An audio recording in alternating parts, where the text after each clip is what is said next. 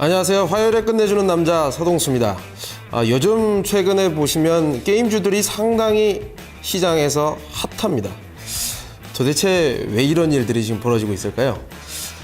최근 들어서 특히나 작년부터 시작된 중국 자본들의 한국 게임 개발사에 대한 관심도라든가 그리고 그 협력 관계라든가 굉장히 단계 지금 계속 개선되고 있는 모습을 계속 보여주고 있습니다.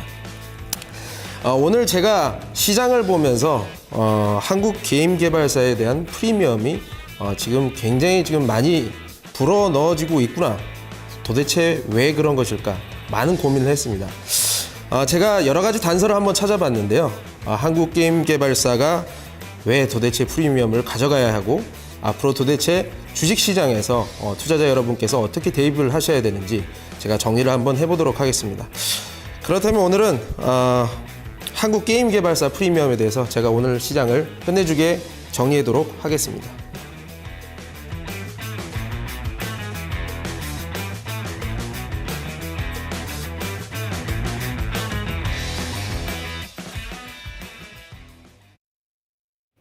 네, 오늘 장에서는 그동안에 강했던 테마주들이 계속해서 좀 시세를 냈습니다. 특히나 또 게임주들 눈에 띄었는데요. 그 가운데서 파티게임즈 상한가 들어갔고요. 웹진도 오랜만에 시원스럽게 시세를 냈습니다. 게임주들의 강세, 어제 오늘 얘기가 아닌데요. 이제 국내 게임사들 프리미엄을 줘야 될까요? 이것이 어느 정도의 타당성을 가지고 있는지 앞으로의 전망까지 끝내주는 전략 시간 짚어보겠습니다. 화요일에 끝내주는 남자입니다. 메리츠 종금증권 강북센터의 서동수 대리 모셨습니다. 안녕하세요. 네, 안녕하세요. 네. 오늘 전공 분야를 가져오셨네요. 예, 맞습니다. 네, 더욱더 네. 기대가 됩니다. 그동안에 게임주에 대해서 상세한 얘기들, 도움되는 얘기 많이 좀 전해주셨는데, 오늘 게임주를 가져오신 이유는 뭘까요? 일단 오늘 파티게임즈 아이러브 파스타라는 게 이제 CBT가 지금 중국에서 진행이 되고 있는데 사실 웹젠의 게임보다도 더 좋은 인기를 지금 끌고 있다라는 사실 때문에 지금 상한가가 간 것으로 많은 분들이 지금 판단을 하고 계시는데요. 네. 그 기사 속에서 굉장히 중요한 단서가 하나 있었습니다.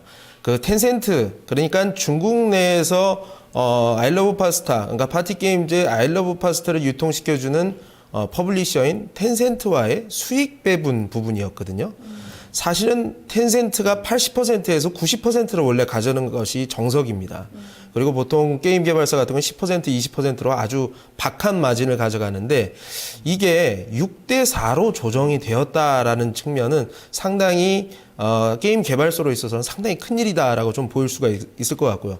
단순히 9대1, 그러니까 90대 10%로 가져가던 수익을 10%에서 40%로 가져갈 수 있다는 얘기는 텐센트는 웬만하면 퍼블리싱을 하는 족족 일매출이 몇십억 단위로 올라오게 돼 있거든요. 이렇게 되면 10억이었던 매출도 40억이 되는 효과도 있고 수익 배분 때문에 이러한 것들이 앞으로 지금 현재 텐센트와 중국 내에서 유통을 다루고 있는 한국 게임 개발사라든가 아니면은 게임 개발에 대해서 좀 역량을 좀 많이 가지고 있는 그런 개발사들은 좀 눈여겨서 봐야 되는 부분들이 아니겠느냐 이렇게 좀 판단을 하고 있습니다. 그래서 그 파티 게임즈는 텐센트에서 또 지분도 한 17%인가 가지고 있죠. 예, 맞습니다. 근데 그런 부분이 혹시 수익 배분에 있어서 서로 이야기가 좀 잘 됐던 거로 볼 수도 있을까요, 오히려? 그렇지만 결론적으로는 자체적으로 게임이 좋지 않고서는 그러한 수익 배분은 나오기 쉽지 않다라고 보고 있거든요. 그래서 분명히 다른 게임 개발사들도 텐센트와 얘기하면서 니네 그렇게 했는데 우리는 왜 그런 식으로 주느냐. 그건 별로 할 말이 없거든요. 비즈니스만 우리 지분 투자했기 때문에 우리 거기 때문에 그렇게 했다 이런 건 말도 안 되죠, 솔직히. 그래서 좀 밸류에이션을 리레이팅이 분명히 가능하지 않겠느냐 이렇게 좀 보고 있습니다. 그래서 별이 되어라 같은 경우 게임빌의 별이 되어라는 지금 텐센트와 지금 계속 조율 중이거든요. 1분기 내에 나온다는 거. 그리고 지난주에 제가 말씀드렸던 추천했던 데브 시스터즈 같은 경우도 이거 6대4 되면 데브 시스터즈 이거 수익이 장난이 아닐 수도 있겠다라는 생각이 좀 들더라고요. 그래서 오늘 이거 쓸 때만 하더라도 별로 안 움직였어요. 맞아요. 오후에 갑자기. 근데 이제 끝에 가서 그 상상력이 주가로 나오니까 네네. 기분이 좋더라고요. 근데 이걸 좀 빨리 얘기했어야 되는데. 네, 아마 아쉬워하시는 분들이 상당히 좀 많을 것 같습니다. 이 게임주 지금 지난주에 말씀해주신 것처럼 대부 시스터즈 얘기를 해주셨고 또 소프트맥스가 지난주에는 또 강한 상승 흐름을 나타냈잖아요. 게임주 내에서 방금 전에 개그하신 거죠? 네, 돌아가면서 좀 강한 상승 흐름을 나타냈는데 지금 CBT 준비하고 좀 진행되는 업체들은 많이 있는 것 같은데 실질적으로 좀 서비스가 된다거나 이런 뉴스가 아직까지는 좀 굼뜬 것 같아요. 좀 대기하고 있는 뉴스들 어떤 것들이 있을까요? 뭐 지금 게임사가 워낙 많아가지고 일단 제가 잘 아는 쪽만 얘기하면 대부 시스터즈 같은 경우는 이제 좀 있으면은 거의 상용화 단계를 가져갔는데 지난주에 한 주 정도 굉장히 좀 부진했던 그러니까 한 며칠 동안 부진했었거든요. 그게 이제 일정이 좀 뒤로 밀렸다라는 얘기 때문에 좀 됐었는데 이런 것도 어떻게 됐든 1월 내 대부 시스터즈 같은 경우는 뭐 상용화되는 것을 좀 기대해 보고 있고 컴투스라든가 게임빌 같은 경우는 한 2월 정도에 별이 되어라 얘기가 좀 나오고 있고요. 어떻게 보면 약간 좀 비어 있는 상황이고 컴투스 같은 경우는 22일 날 이제 360을 통해 가지고 중국의 이제 안드로이드 마켓에 서머너즈워가 이제 나가게 됩니다. 상당히 큰 모멘텀이거든요. 그래서 대부 시스터즈는 이미 좀 지금 시세가 나고 있는 상황이고 컴투스 그리고 컴투스를 끝나고 나면 또 게임빌에 또 2월 달 정도 되면 또 기대감이 가지 않겠느냐 이렇게 좀 보고 있습니다. 여러 가지 게임주들 스케줄을 다 정리를 해놓으셔야 돼요. 저는 이렇게 정리를 해놓은 부분들이 있는데 이런 것들 스케줄에 따라서 신작 모멘텀 그리고 중국에 만약에 그게 간다면 가장 주가가 크게 움직인다. 라는 측면 보시면 될 것 같습니다. 중국의 라인하고 카카오가 못 들어가 있는 거죠? 그렇죠. 막혀 있나요? 아예 걔네가 거기는 이제 되는 거는 절대 남한테 넘겨주지 않습니다. 그래서 이제 예전에 이제 우리로 치면 그러니까 카카오가 하던 거를 텐센트가 지금 하고 있다라고 좀 봐도 되는 거겠죠? 중국 안에서는 그러니까 자기네 통해서 다 장사는 하고 수수료는 나한테 내라 뭐 이런 사실 구조인 거죠. 카카오는 텐센트를 쫓아서 만든 회사라고 보시면 됩니다. 먼저 했던 거를 게임에서 수수료를 떼는 그 방식, 모바일 플랫폼을 무기로 가져갔던 텐센트의 모델을 카카오가 쫓아간 거죠, 사실. 네. 좀 아깝긴 하네요. 그 수수료 왜 우리가 만들어서 사나 줘야 되는지. 뭐. 어쨌든 개발사들한테 좀 더 이익을 전해주는 이런 시장 분위기가 간다면 우리로서는 주가 상승을 한번 크게 기대해봐도 되겠다라는 시점입니다. 네. 그러면 게임주들이 이렇게 오를 때 늘 발목을 잡는 부분이 밸류에이션에 대한 부담감이었는데 말씀대로라면은 이제 릴레이팅이 된다면은 그런 족쇄도 좀 어찌 보면 풀고 훨훨 날아갈 수 있는 계기가 되지 않을까요? 이게 지금 뭐 공장에서 뭐 금속 뭐 기계로 뭐 찍어내는 그런 상품이 아니거든요.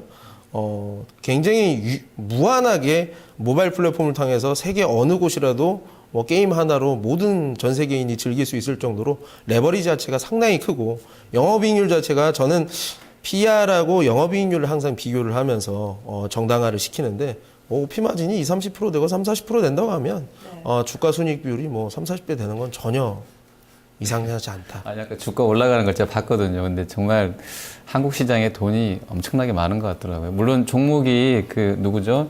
파티게임즈가 종목이 쬐끔하기도 합니다만 순간적으로 한 7%를 올리더라고요. 싸가지고 바로 상한가 말고 뭐 웹전 올리고 뭐 대구 시서도 올리고 하는데 진짜 돈은 엄청나게 많은 것 같아요. 유동성은. 네. 맞습니다. 그 힘을 또 한번 오늘 또 확인을 했네요. 네.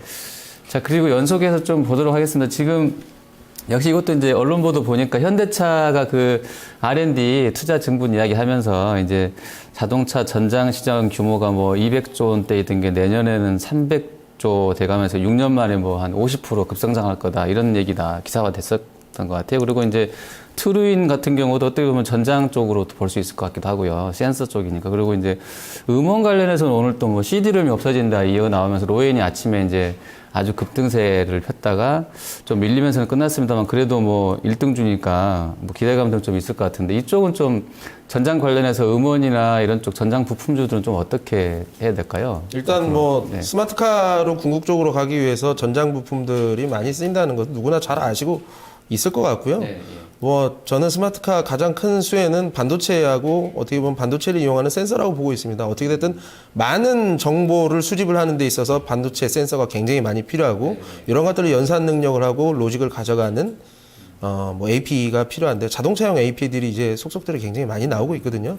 그래서 뭐 중장기적으로는 뭐 반도체 업체라든가 특히나 트루잉 같은 경우는 지금 덩치 대비해서 기술력이라든가 앞으로 적용될 수 있는 분야가 무궁무진하기 때문에 굉장히 좀 큰 그림을 그려봐도 좀 기대를 해볼 만한 주식이거든요. 그래서 뭐 이런 것 좀 자세하게 제가 설명을 드릴 수 있는 순간이 오면 좀 자세하게 설명을 드리고 싶기는 한데 음원 쪽은 좀 어떻게 보세요? 음원 쪽도 이게 좀 말이 될까요? 그 연구원은 일단 좀 이렇게 그럴싸하게 썼던데 예. 될까요? 이게 좀 훨씬 더 이익이 좀 어쨌든 급증하고 그 관련돼서 쓰시는 분들이 미국 사례 뭐 들면서 다운로드 안 받으면서 스트리밍으로 가고 지금 뭐 현대차에서 하고 있는 인포테인먼트 시스템 중에서 뭐 다운로드 이런 게 아니라 이제 스트리밍으로 간다. 뭐 말 괜찮은 얘기인 것 같아요. 지금도 사실 다 뭐라 그러지? MP3로 받아다가 USB로 넣어서 그냥 듣기도 하잖아요. 대부분 그렇죠. CD 안 예, 사고. 예, 맞습니다. CD로 믿어도. 근데 그게 또 많이 또 수익에 이렇게 좀 기여를 할 수 있을까요? 그분 말처럼. 저도 좀 그런 부분은 좀 의문이에요. 솔직히 CD롬이 없어진다는 것. 우리는 원래 CD롬을 지금 안 쓴 지 얼마나 오래됐습니까? 사실 제 동생이 옛날에 음악을 하던 친구라서 CD롬을 억지로 좀 썼던 저도 있었는데 솔직히 제 동생이랑 같이 안 살고 나서부터는 CD를 절대 제가 안 사거든요. 아니 뭐 제가 하나에 500원씩 하던 거 저거 10,000원씩 주려니까 또 좀 못 사겠더라고요. 그래서 근데 저만 그런 거는 비단 저만 그런 건 아니고 모든 사람들이 자동차에서 CD롬을 듣는 시대는 완전히 끝났습니다. 누가 무슨 CD 구워가지고 거기서 듣습니까? 그냥 여기 연결해가지고 옥스 단자에다 넣어가지고 뭐 스트리밍 다 듣고 그렇게 다니잖아요.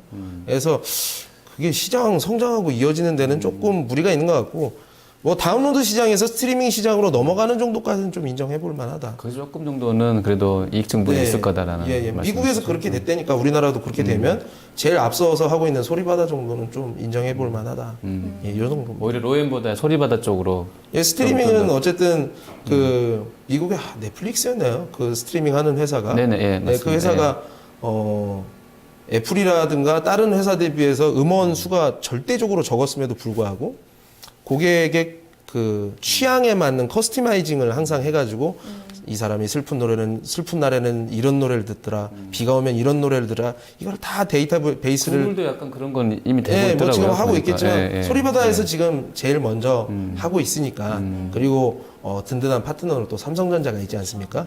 그래서 이런 부분들이 어떻게 보면은 주가 상승 트리거는 될 수 있다. 네. 네. 예. 네. 그리고 오늘 장에 또 눈에 띄는 부분이 황제주들이 굉장히 무겁잖아요. 근데 오랜만에 같이 좀 움직이더라고요. 100만 원 넘어가는 종목들 보니까 좀 롯데칠성이 4%나 올랐고 아모레퍼시픽도 3.6% 정도 올랐고 이 최경수 이 거래소 이사장님 이 기자간담회에서 나온 얘기 때문이라고 해요. 이 뉴스 좀 체크해 보고요. 앞으로 좀 이런 액면 분할에 대한 기대감인데 실질적으로 좀 실행 가능할지 이런 여부 좀 점검 필요할 것 같은데요. 뭐 어쨌든 뭐 증시의 역동성을 불어일으키신다는 그런 뭐 의도에 대해서 뭐 충분히 이해가 가는 생각이고요. 뭐 가능하다라고는 생각이 드는데 일단 뭐 펀더멘탈이 박히지 않고서는 기업들을 사고 팔고 하는 이런 투자자들의 기본적인 행동 패턴 자체가 그렇게 늘어나지는 않을 것이라고 좀 보여집니다. 기업 입장에서는 제가 봤을 땐 중장기적으로 아까 그 황제주들 차트를 연봉으로 해서 다 봤더니 굉장히 다 우상향 패턴을 가져가고 있더라고요. 거기에서는 보통 외국인이라든가 기관 수급이 주류로 있었기 때문에 가능했지 않았나 이런 생각도 좀 들고요. 과연 기업 입장에서는 개인 투자자들을 유입을 시키고 그런 이제 변동성까지도 소화를 하고 좀 더 많은 IR과 좀 더 많은 시장과의 소통을 해야 된다는데 이제 어떻게 보면 부담스럽지 않겠느냐. 거기서 어느 누구도 우리가 하겠습니다. 나오신 분들은 없는 것 같더라고요. 내라고 그래서 답한 사람은 없는 것 같아요. 예, 그리고 뭐 투자자 입장에서는 투자 종목이 풀이 확대가 되는 것은 좀 좋을 법한도 한데 제가 봤을 때 삼성전자가 10,000원짜리로 쪼개져 있다고 그래가지고 제가 봤을 때 삼성전자 살 사람 별로 없을 것 같아요. 왜냐하면 이런 부분들은 또 솔직히 말씀해서 정보의 비대칭성이 좀 굉장히 깊어지는 종목이 아닐까 이런 생각이 좀 들어요. 그래서 근데 저는 이 얘기하니까 제일모직이 생각나던데 제일모직은 싸게 나와가지고 그러니까 그 액면가를 100원이에요. 굉장히 좀 이 액면가가 100원으로 나와서 그래서 더 거래가 더 많이 되고 더 많이 붙지 않았을까요? 그거 하려고 일부러 쪼갠 거죠. 그러니까 지금 황제주들도 그런 비슷한 좀 효과를 노린다거나 뭐 이럴 수 있지 않을까요? 예, 이야기가 약간 위험해지고 있네요. 예, 어쨌든 거래소 이사장님께서 말씀하신 거니까 네. 예, 하시면은 뭐 그러니까 잘 대리님 따라야죠. 생각은 이제 그렇게 쪼갤 요인을 기업들이 전혀 못 갖고 있다. 그래서 이미 쪼개고 싶었으면 진작에 쪼갰겠죠. 근데 이제 안 쪼개고 있는 거는 다른 이유가 있지 않겠냐 이런 얘기인 것 두 같은데. 분이 약간 좀 회의적이신 시각으로. 아니 회의가 아니라 제가 오너라도 일부러 주수를 늘리진 않죠. 저는 굳이 찬성합니다. 예, 예. 금감위원장님도 존경하고요. 한 주당 뭐 1,000만 원 가는 주식 하게 되면 좋잖아요. 이 상승도 있고 그러니까 맞아요. 그런 부분은 일부러 안 쪼개는다고 보는 게 맞는데 이제 근데 압박을 점점 좀 건강해지는 게 아닐까요, 시장이? 그렇게 가야지. 결국엔 고가 위주로 가야 될 것 맞습니다. 같은데. 그러면은 단기적으로 이것이 이 액면 분할에 대한 기대감이 모멘텀이 돼서 주가는 더 갈 수 있을까요? 단기적으로라도? 어떻게 보세요? 아닌 것 같아요. 예, 별로 뭐 그거는 좀 예. 단기적으로 반짝 시세에 좀 네, 불과하다. 오늘 고점에서 좀 많이 밀리긴 한 것 같더라고요. 네, 예. 알겠습니다. 자, 그러면 이제 이슈들 좀 점검해 봤고요. 아, 그리고 시멘트 쪽 잠깐만 좀 점검해 보고 갈게요. 저희가 이제 시간이 되니까. 오늘 이슈가 좀 여러 개 나와서 저도 사실 장중에 이제 조금 의아했었는데 이제 플로우에 걸려서 보니까 새로운 재료는 아닌데 이제 그 재건축 연한이 30년으로 축소된 것이 오늘 통과를 됐답니다. 국무회의를 국토부에서 이제 추진하던 것이 통과가 돼서 이제 그때 10시 때 전후로 해서 이제 움직임들이 시멘트나 건자재 또 뭐 위나이텍, 그 테크플레이트 하는 쪽까지 같이 움직임이 좀 좋았던데 이 건자재가 사실은 새로운 재료는 아닌데 이제 실제로 통과가 됐기 때문에 5월 얘기 벌써 나오더라고요. 5월 달부터는 바로 그냥 시행 들어갈 수 있는 것으로 나와 있던데 내용을 보니까 이러면 건자재, 시멘트 포함해서 뭐 건자재 이런 쪽들은 좀 랠리가 상반기 내내 좀 이어진다고도 볼 수 있을까요?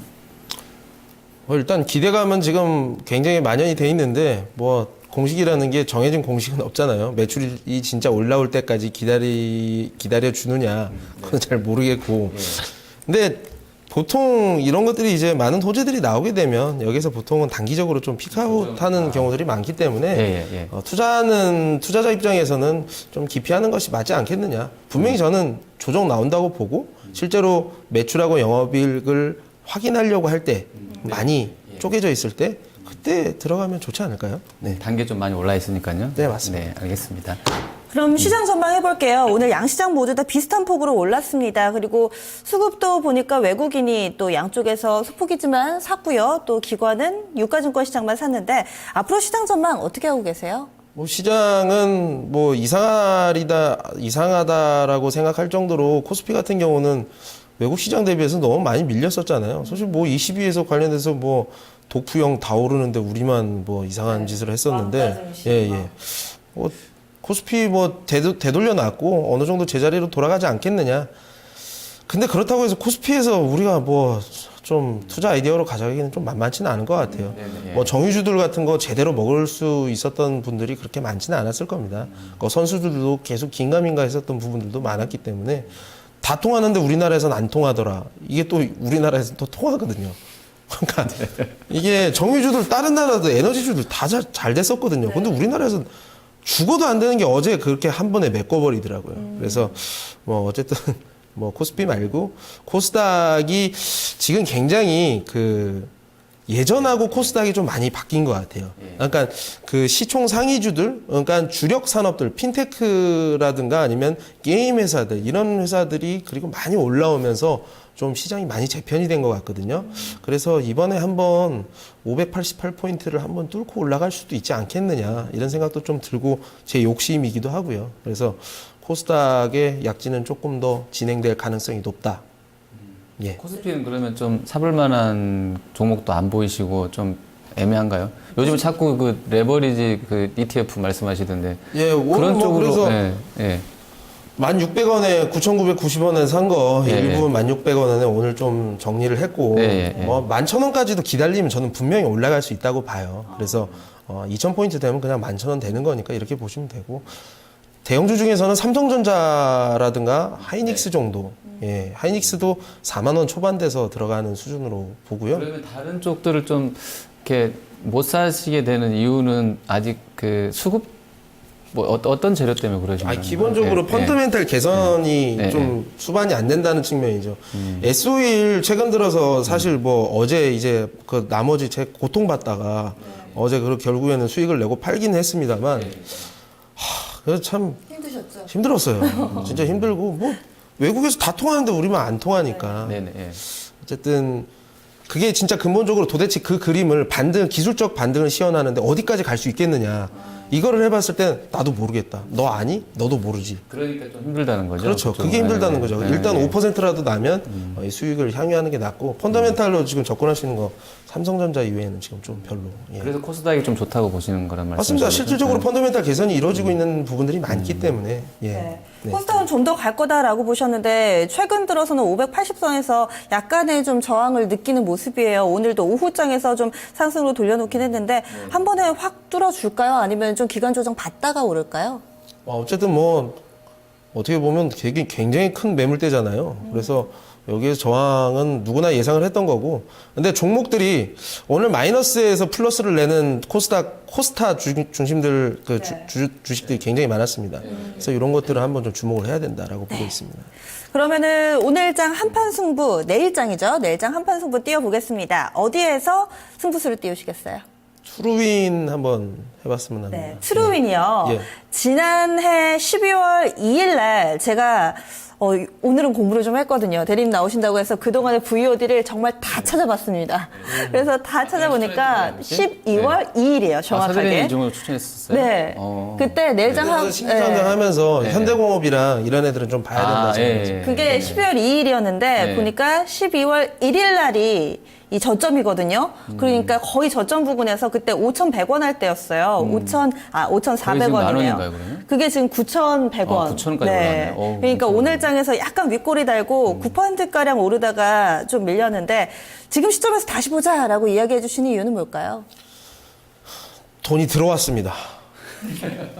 네. 이게 제가 지금 계속 네. 탐방도 다녀오고 계속 쳐다보고 있었는데요. 네. 큰 돈이 지금 들어와서 이거 플레이를 하고 있고요. 오늘 4만 주, 외국인 4만 주, 기관 4만 주로 제가 기억하고 있는데 맞아요. 네. 없던 수급이고 사실 이 사이즈로 이거 매니저들이 이거 쓰고 안 쓰면은 살 수가 없게 돼 있습니다. 현재. 600원인가밖에 안 되죠? 예, 맞습니다. 예, 그래서 작아요. 근데 워낙 제가 분명히 말씀드리지만 OP 마진 30% 가까이 될 정도로 기술력 가지고 있고 가격 경쟁력 가지고 있고 지금은 현대차의 80% 가져가고 있지만 앞으로는 독일, 일본 잘 나가는 회사들하고 이거 그 대리님 보셨다고 하니까 저도 저번에 방송하다가 이거 직관적으로 딱 들었을 때 뭐야 뭐 하는 회사야라고 제가 그랬거든요. 이거 좀 쉽게 설명하자면 뭐 하는 회사인가요, 이 회사가? 일단 이 회사는 이제 네. 자동차 센서 네. 그러니까 변위 위치가 변하고 압력이 변하고 네. 그리고 온도가 변하고 이런 거를 할 수 있는 반도체 칩 설계부터 해서 반도체 칩이 얹혀지는 플라스틱 사출까지 일괄적으로 다 생산을 하는 그런 업체입니다.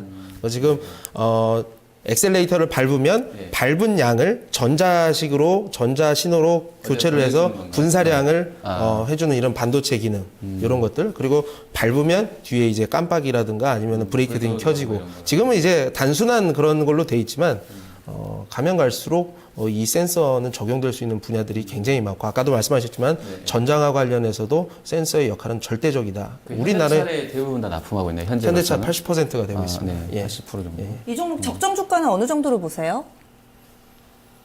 한 1년 보면은 15,000원 이상 충분히 가능하다 보고 있습니다. 천억은 넘어, 천억 정도 시총으로 봤을 때는 천억 된다고 봐야 될까요? 좀 건방진 말씀일지 모르겠습니다만 네. 굉장히 커질 수 있는 회사라고 그 저는 이상으로 생각하고 더. 있어요. 예. 첨단 기술로 지정이 돼 있어서 대덕단지에 있으면서 3년 동안 범위세 면제도 받고 있거든요. 그 올해 캐펙스도 들어가게 되고 내년부터는 사이즈 자체가 매출도 상당히 많이 커질 것으로 좀 예상이 됩니다. 현대가 또 뭐 R&D 투자 엄청 한다고 했으니까 또 이쪽에다 도와준다고 그러면 상당히 기대가 될 것 같기도 한데. 말씀해주신 그 자동차 센서 쪽에서는 뭐 비교할 만한 업체는 없나요? 없습니다. 그러면 제목이 거의 얘네가 우리가 소개되는 거 보니까 자동차 센서는 1등 뭐 이렇게 자동차에 나왔더라고요. 달리는 겁니다. 그 차에 10년 동안 운행을 하면서 문제가 생기게 되면 바로 사람과의 목숨과 직결이 되기 때문에 어떠한 센서 업체든 여기에 들어오려고 한다면 5년, 10년 동안의 그 실험을 데이터가 있어야지만 가능하거든요. 뭐 세코닉스가 자동차 컨티넨탈 그 카메라 들어간 것처럼 웬만한 업체들이 바로 진입하기가 너무 힘들다. 이력을 보여줘야지 들어올 수 있다는 맞습니다. 거죠. 네. 그 지난 12월에 말씀해주신 데서 샀었으면은 거의 2달 만에 80%에 육박하는 큰 수익을 낼 수 있었던 종목입니다. 앞으로 지금 제2의 네. 컴퓨터냐고 물어보시는데요, 누군가가? 제2의 컴투스라고 생각하시는지. 그건 예, 이제 매출이 찍히는 거를 보면서 갔던 거랑 이거랑은 좀 차이가 있고요. 제가 한 가지 말씀드리면 트레인 실적은 12월 그러니까 작년 3, 4분기 실적하고 작년 실적이 상당히 좀 슬로우할 겁니다. 그 전년 대비해서 약간 못할 겁니다. 그래서 이런 것들이 나올 때 그 실적이 나올 때쯤일 좀 저점을 형성을 하는 걸 제가 개인적으로는 좀 원하고 있고요. 그때를 매수 기회로 삼으시면 될 것 같다. 아니고 또 공장 증설 얘기가 들어가면서 현금을 많이 쓰는 뭐 이런 시점이 오게 되면 그때가 매수 시점이 되지 않겠느냐. 지금은 너무 좀 급하게 오르면 없지 않아 있다. 예. 네. 좀 긴 관점에서도 미래가 좀 더 촉망되는 미래를 가지고 있는 종목 트루인 내일장 한판 승부 종목으로 제시를 해주셨습니다. 오늘 끝내준 전략 여기서 마무리할게요. 고맙습니다. 네, 감사합니다. 네.